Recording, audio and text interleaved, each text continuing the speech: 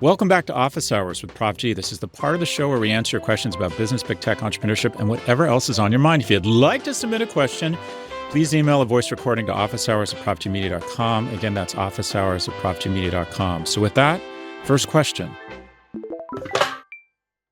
Hi, this is Stu O'Neill, and I am curious as to your thoughts on General Motors.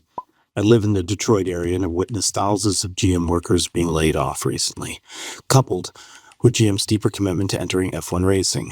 Shameful timing, in my opinion. They bet too much on EVs, it seems, and find themselves behind the eight ball. I'm curious as to your thoughts on the company. It seems to have lost its bearings, and maybe even a bit of its soul, at least here in Detroit. Thanks. Love everything about the podcast. Stu from Detroit, thanks for the question. Okay, so in November, GM announced plans to lay off over 1,000 employees globally, with most of those job cuts affecting workers in Michigan. I would think as a percentage of their total workforce, that's actually not that. It's not that many. I think you'd rather be a General Motors right now than, I don't know, a media company. According to a GM spokesperson, these layoffs were made to optimize for speed and excellence. Jesus Christ, can you get over the corporate speed? We're making less money, so we need to fire people. Like, at some point, somebody in one of these companies is going to start actually speaking or actually, telling people the truth. This comes after a rough year for U.S. automakers as they deal with slow growth in EV sales and consumer demand that still lags behind pre-pandemic levels. Ford and Stellantis are among the other major car manufacturers that did major layoffs last year, letting go of 750 and 2,200 Michigan-based employees, respectively. The good news, GM recently overtook Ford as the second largest seller of EVs in the U.S., behind Tesla. Last quarter, Ford reported an 8% annual decline in their EV sales, while GM reported a 60% increase. GM chose to ease into the EV business slowly, opting to develop standardized battery pack technology before coming out with the new EV models. Because of this, GM can now tap into an economy of scale and use the batteries across many different models, all while being able to bring their manufacturing costs down. GM's cheapest model starts at $35,000 with a $7,500 tax credit, while Ford's is $40,000 and does not qualify for any tax credit. So basically, it just makes sense, right? If you can put out a similar product at a lower price, you're going to capture share. General Motors stock price is actually up 45% in the last year, while close competitors, including Ford, Honda, and Nissan, are all in the red. So, look, GM is doing pretty well. In the past year, Ford's down 17%, Honda down 7%, Nissan down 24%. So I would argue General Motors is actually doing pretty well. I just think it's easy to kind of shit on Detroit right now. And I think these companies, while they leaned in too heavily to EVs, trying to follow the leader, not acknowledging they didn't have access to the cheap capital that Tesla has, so they couldn't play in traffic, and the fact that hybrids have surprised to the upside, while EV is kind of surprised, I think, a little bit to the downside. But I would argue that General Motors is actually holding its own. Thanks for the question. Question number 2. Hey, Scott. I'm a 28-year-old living in Southern California. I've been listening to your podcast for about 2 years now. Your advice has been extremely influential on me, so thank you. Like I said, I'm 28 years old. My friends and I have found some early success in our careers, all making about $250,000 a year or more, and also enjoying our jobs at the same time, which I think makes us pretty lucky. I listen to your podcast, so I'm pretty bought into the notion that this is a lot of luck, timing, and privilege. I would say coming out of college, my approach was to listen, learn, assume that others had the answers over me, and kind of take those things that they're doing well and try to apply it to my own work style. I'd say now it's a bit of a transitional period where I'm seeing myself move into leadership roles. People are looking to me for answers, and I'm also reading the direction of the team in a lot of instances, actually. So my question to you is this: what advice would you give to a 28-year-old in this transitional period in a corporate role? How do you strike the balance between humility and open-mindedness while also being decisive and steady while leading a team? It's a really exciting time in my career. I'm looking forward to the transition next steps, and I appreciate you listening. Thanks. Okay, Lyle from California. First, I want you to do the following. I want you to take pause and realize that at the age of 28, you're in the 98th, somewhere between the 98th and the 99th percentile of income earning households. My brother, you are killing it. So I hope you take the time, as I did not do and have not done until I was in my 40s and 50s, to register your blessings and your achievements and not only feel good about yourself, but realize just how incredibly fortunate you must be to be in that position, about how many moons have lined up. Anyways, you're talking about transitioning from being an employee to being a manager or a leader. And the mistake I made as a young man when I was your age, I thought, okay, I'm smart and I'm a nice person, which means I'll be a good manager.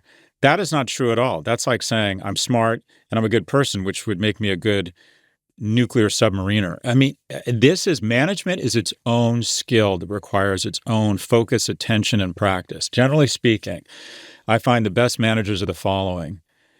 They demonstrate excellence. On a regular basis, they're willing to roll up their sleeves and do something within that group, and they're the best at it. I just think people want to follow excellence. And also, you hold people accountable.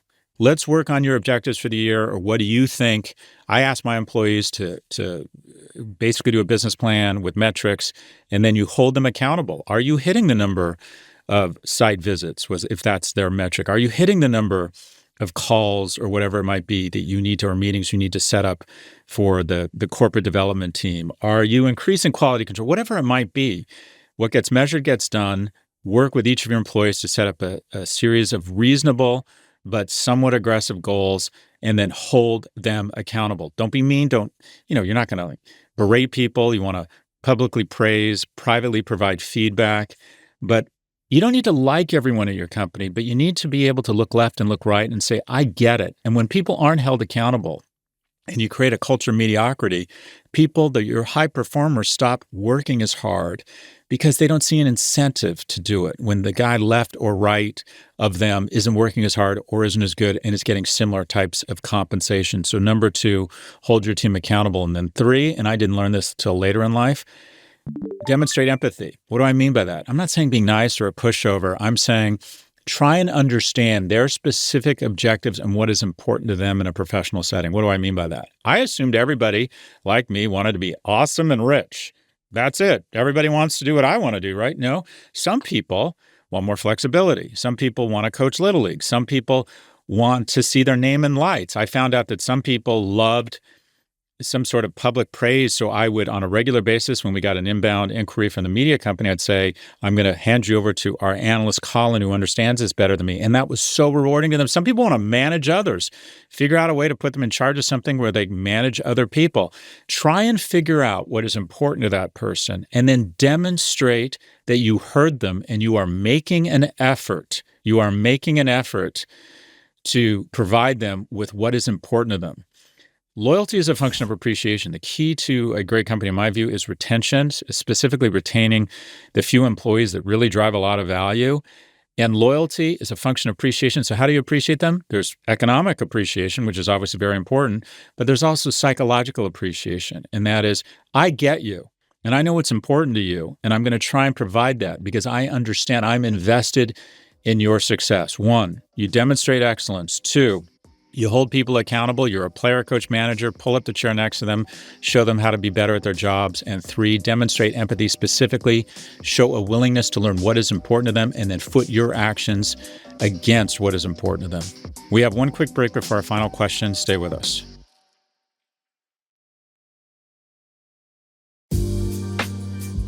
Support for the show comes from Betterment. Do you want your money to be motivated? Do you want your money to rise and grind? Do you think your money should get up and work? Don't worry, Betterment is here to help. Betterment is the automated investing and savings app that makes your money hustle. Their automated technology is built to help maximize returns, meaning when you invest with Betterment, your money can auto-adjust as you get closer to your goal, rebalance if your portfolio gets too far out of line, and your dividends are automatically reinvested. That can increase the potential for compound returns. In other words, your money is working like a dog while you can be sleeping like one and snoring like one too. You'll never picture your money the same way again. Betterment, the automated investing and savings app that makes your money hustle. Visit betterment.com to get started. Investing involves risk. Performance is not guaranteed.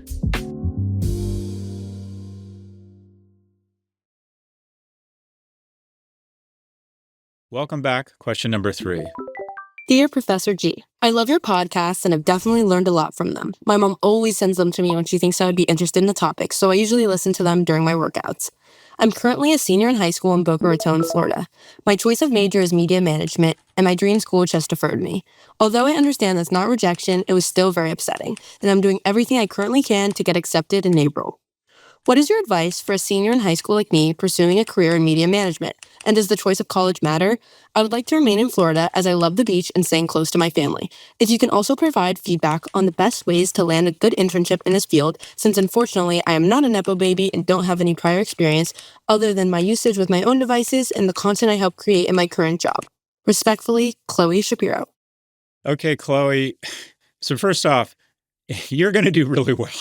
I mean, you're clearly very articulate. You're clearly very organized. You're clearly very intelligent. So for the time being, I'm gonna sideline the internship in professional. It's great that you think you know what you want to do, and I'm not suggesting everybody needs to at some point have a plan. You have a plan, and you should foot your internships and your efforts against that plan. Most likely, you're going to end up in something totally different. At the age of 15, I thought I was going to be an athlete to make a living. At the age of 19, I thought I was going to be a pediatrician. At the age of 22, I had no fucking idea what I was going to do. At the age of 23, I thought I was going to be an investment banker. At the age of 25, again, I had no idea what I wanted to do because none of those things had worked out. And at the age of 27, I thought I might be a healthcare consultant. I'd accepted a job with a company called APM, a healthcare consulting firm. And I thought, Jesus Christ, I don't want to go back into the corporate world. I started a brand strategy firm, ended up in academia, ended up advising hedge fund. You just don't know. But you're doing exactly the right thing. You're thinking about it and you're trying to find the right platforms. College is a platform. 2, forgive yourself. I got rejected from the University of Indiana. I really wanted to, my dream was to go to UCLA, and I got rejected when they had a 76% admissions rate. I ultimately ended up getting in. But here's where you want to go. You want to go to college. It's an amazing experience. And what I would suggest is, and I don't know the exact situation you're in, but be open to other schools. You're going to have a great time. You're going to learn a lot. The brand matters. I'm not going to lie. The prestige of the school does attract a certain level of employer or a different level of employer. But what I would suggest is not getting into a school while at the time seems devastating. Trust me on this.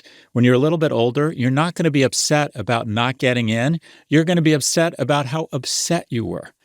So if there's time, apply to other schools. Obviously, keep demonstrating your ambition and your want for that school, right? Following up, but recognize if you don't get into that one school, as long as you get into a school and you go, you're going to have a great time and you're going to do really well. In terms of getting internships, it's a numbers game. It's reaching out to people. It's trying to be innovative, sending them voice recordings, sending them videos, whatever it might be, using AI to develop a media strategy for a company and sending it to them with your own spin on it and saying, hi, I'm Chloe Shapiro. I'll work for you. I want an internship, and just being very aggressive, very persistent, and willing to endure rejection. But let me just finish where I started. You are doing exactly what you should be doing. I apologize on behalf of the corrupt cartel called higher education that creates anxiety. I have been through it. And I'm about to go through it with my kids, but it caused me a tremendous amount of anxiety. And everyone listening to this podcast, Chloe, isn't thinking, oh, poor Chloe, she didn't get into the school she wanted, early decision. They're thinking, I would really like to be an impressive young woman about to start college living in Boca Raton. Best to you and yours, Chloe. That's all for this episode. If you'd like to submit a question, email a voice recording to officehours@profgmedia.com. Again, that's officehours@profgmedia.com.